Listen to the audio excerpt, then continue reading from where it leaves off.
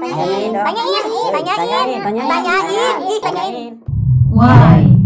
Halo teman-teman, bertemu lagi bersama kami ditanyain why. Baik teman-teman, hari ini video perdana pertama ya. Hari ini adalah video perdana ngomong-ngomong sama narasumbernya. Ya. Kita tanyain ini sebenarnya apa sih?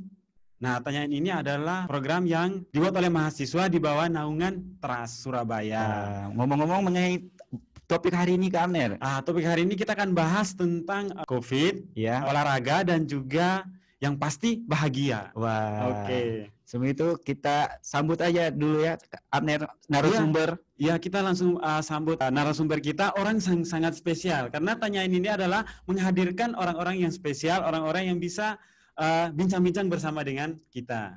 Ya, kita sapa langsung ya. Ya, inilah dia, narasumbernya. Profesor Dr. Haji Nur Hasan, Magister Kesehatan. Selamat pagi Pak. Selamat datang, Pagi. Pak. Panggil aja Cak Hasan ya. Oh, baik Pak. Kita sambut Cak Hasan. Iya. Kami terima kasih pada Cak Hasan yang sudah mau bergabung dengan kami di Bincang-Bincang Tanyain. Dari kesibukannya yang sangat sibuk, masih meluangkan waktu untuk bisa bincang-bincang dengan kami. Ngomong-ngomong nih Pak, untuk kesempatan hari ini terima kasih meluangkan waktu dan juga hari ini kita membahas mengenai COVID dan juga mengenai olahraga dan juga kesehatan. Ya, silakan. Apa yang bisa kita diskusikan, kita sampaikan pada pagi hari ini. Iya, terima kasih. Sebelum kita masuk, gimana kabarnya ini, Pak? Alhamdulillah sehat dan bahagia. Pak, harus bahagia Pak ya. Harus selalu bahagia. Ini yang saya suka dari Cak Hasan, harus selalu bahagia.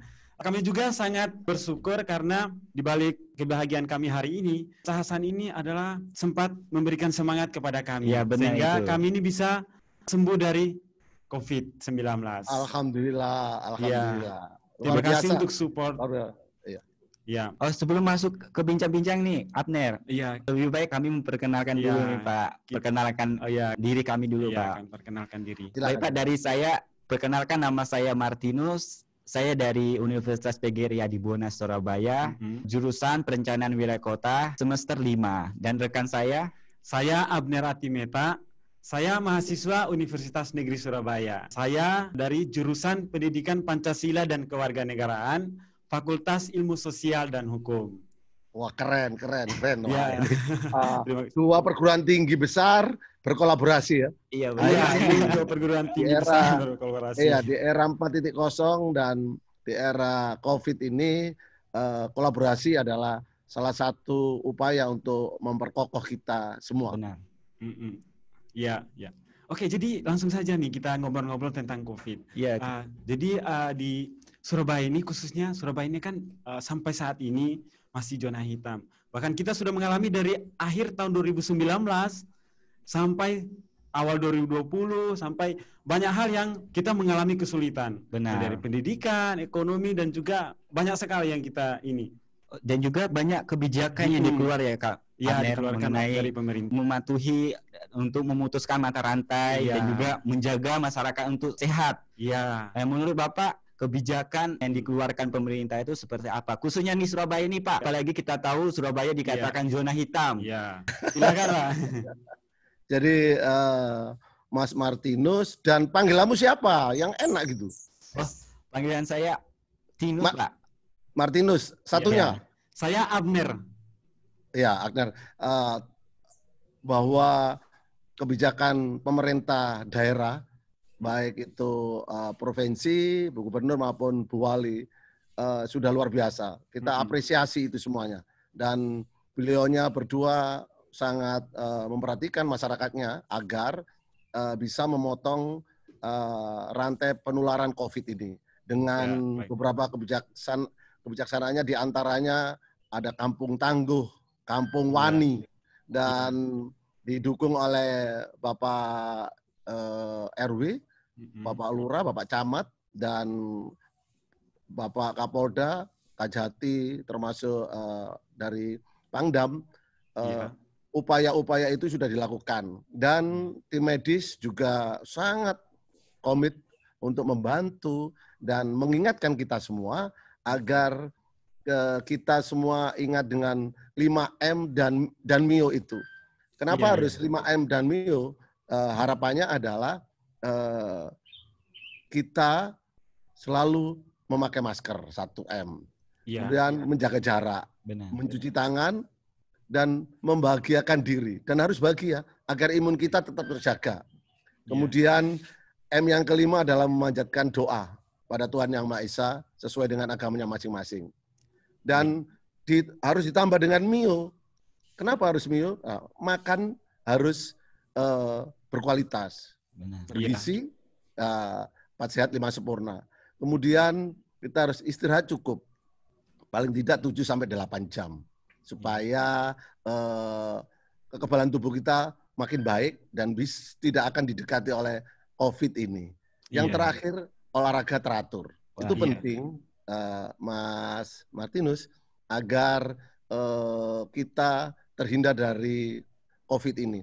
Pemerintah daerah sudah luar biasa laksanakan dan menjaga masyarakatnya, terutama di Surabaya Raya yang merah ini, dengan mengedukasi, dibantu oleh perguruan tinggi, baik itu Adibuana, UNESA, UNER, ITS, UNED Jember, kemudian UB, UM, dan dari Madura, UTM, Benar. Iya.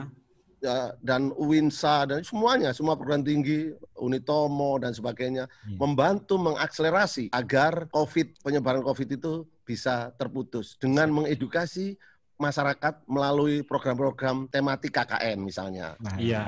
Kemudian setiap kampung ada para mahasiswa, dari Ubaya ada, kemudian dari Petra, wah luar biasa. Kita kompak bersama-sama, bergotong royong untuk membangun informasi-informasi terkait dengan COVID ini.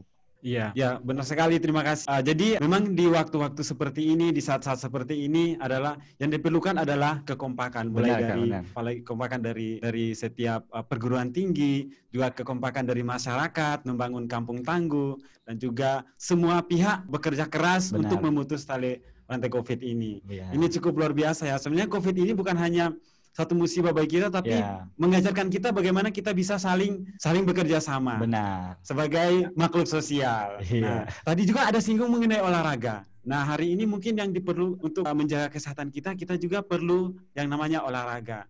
Benar Pak, masyarakat cuma tahu mencuci tangan dan juga menggunakan masker, tapi satu hal yang mereka sering lupa mungkin Pak ya, mengenai olahraga. Menurut Bapak, olahraga itu apa sih pentingnya? Jadi ternyata dengan beraktivitas olahraga yang teratur, sistematis, itu akan menjaga dan meningkatkan imun kita. Sehingga harapannya kita selalu mengedukasi masyarakat, walaupun work from home, di rumah, kita bisa melakukan aktivitas olahraga.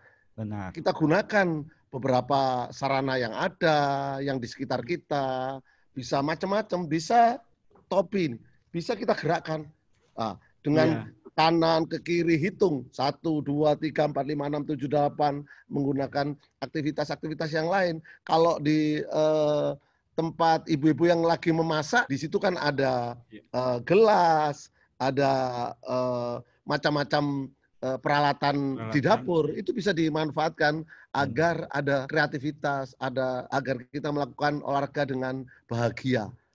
Itu penting, karena dengan bahagia maka mengurangi stres kita yang kita memang dilarang, tidak dianjurkan sering-sering keluar rumah. Karena COVID ini sangat bahaya, tidak hanya droplet saja, ternyata juga airborne.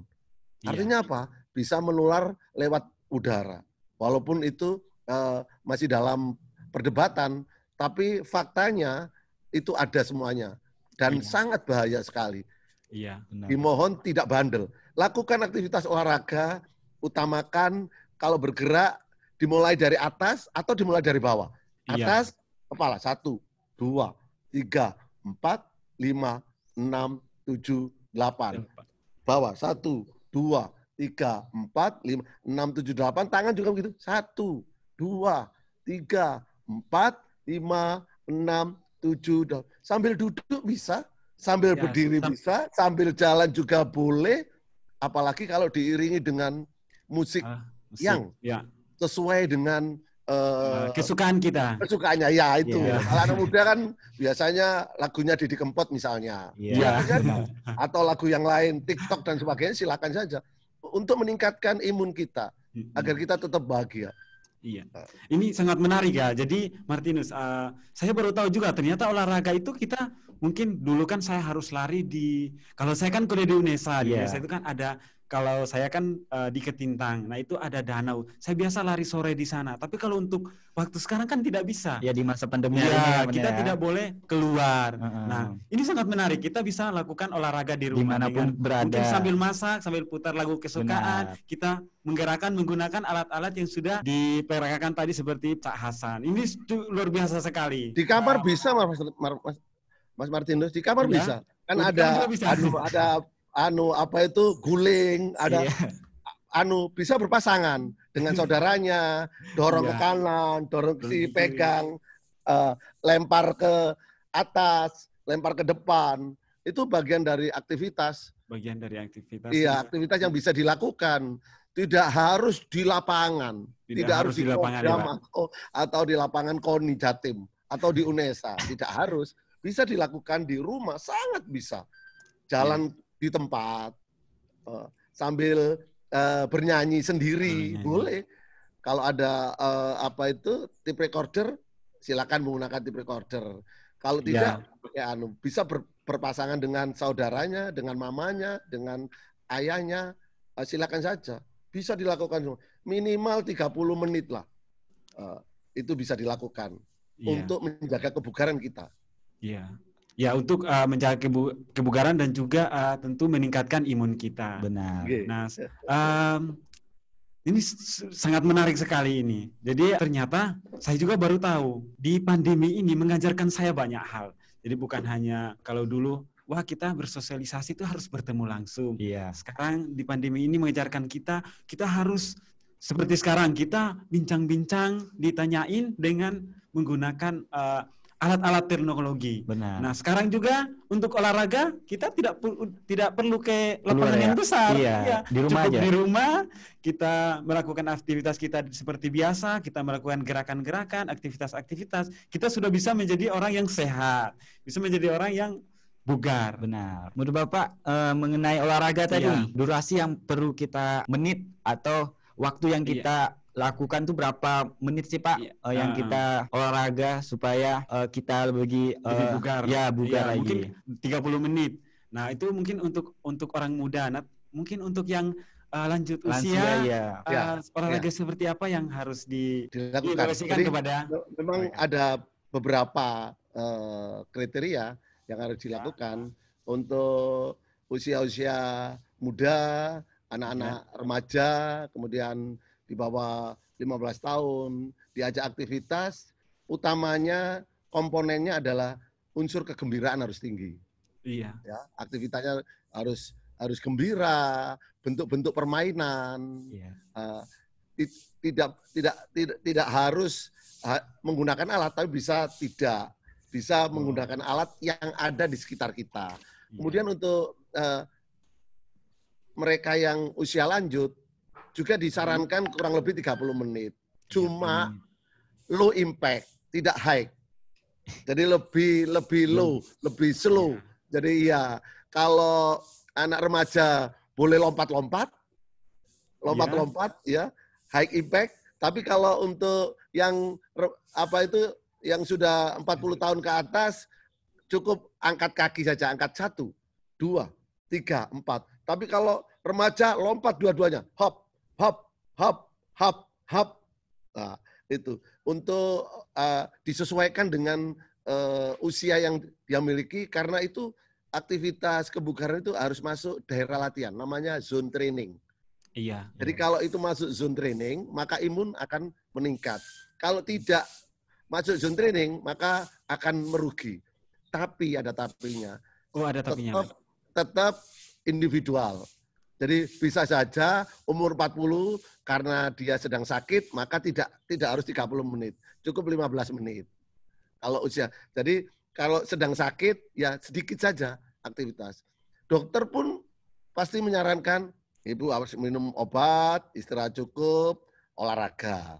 Pasti terakhirnya ada olahraga. Ada olahraga. Nggak perlu nunggu dokter ngomong kita harus olahraga. Nggak perlu sakit dulu toh. Maka kita preventif, menjaga kebugaran kita, imun kita dengan melakukan aktivitas olahraga yang teratur. Paling tidak seminggu itu 3 kali lah. Benar.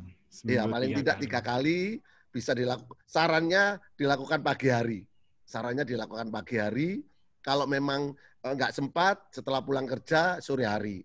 Tapi tetap melihat masing-masing kompetensi yang dimiliki para peserta atau Bapak Ibu. Benar. Yang melakukan aktivitas olahraga, baik yang remaja, yang anak-anak maupun yang sudah dewasa atau tua. Ya, benar sekali. Jadi tadi sudah disampaikan bahwa semuanya harus disesuaikan dengan kompetensi masing-masing. Mungkin kalau Martinus sekarang di rumah, olahraga yang sedang dilakukan biasa olahraga apa saja? Saya biasa olahraganya itu pingpong.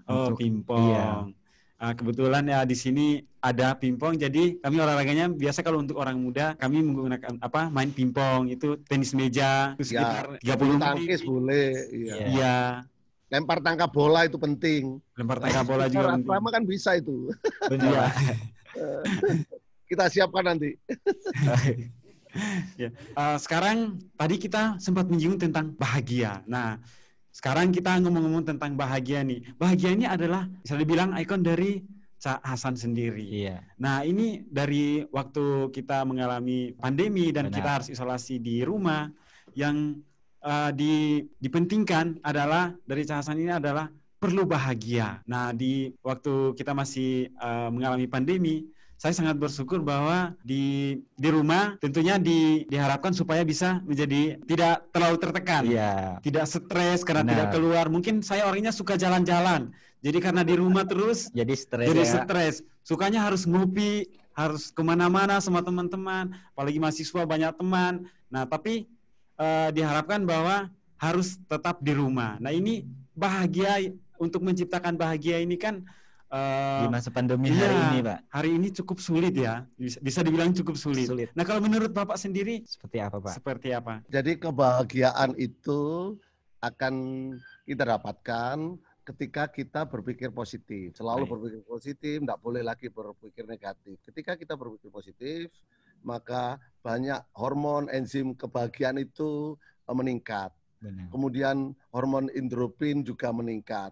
Harapannya adalah mampu menjaga dan meningkatkan kekebalan tubuh kita. Karena virus ini yang bisa membunuh hanya kekebalan tubuh. Vaksin pun hanya sifatnya menjaga, menghambat dan sebagainya itu. Untuk itu, agar kebahagiaan itu tetap terjaga, kita selalu berkomunikasi yang baik-baik. Kemudian kalau bisa dengan sahabat, dengan teman saling membantu, saling menolong. Itu penting. Tidak boleh lagi berpikir negatif atau panik dan sebagainya. Kemudian selalu sesuai dengan agamanya, memanjatkan doa pada Allah Subhanahu wa taala untuk tetap kita dijaga. Ketika kita berpasrah diri pada Tuhan Yang Maha Esa, maka kita akan optimis bahwa kita selalu dijaga dan kita bisa bahagia. Kemudian berkomunikasi dengan teman pun harus komunikasinya tentang keindahan, tentang kebaikan,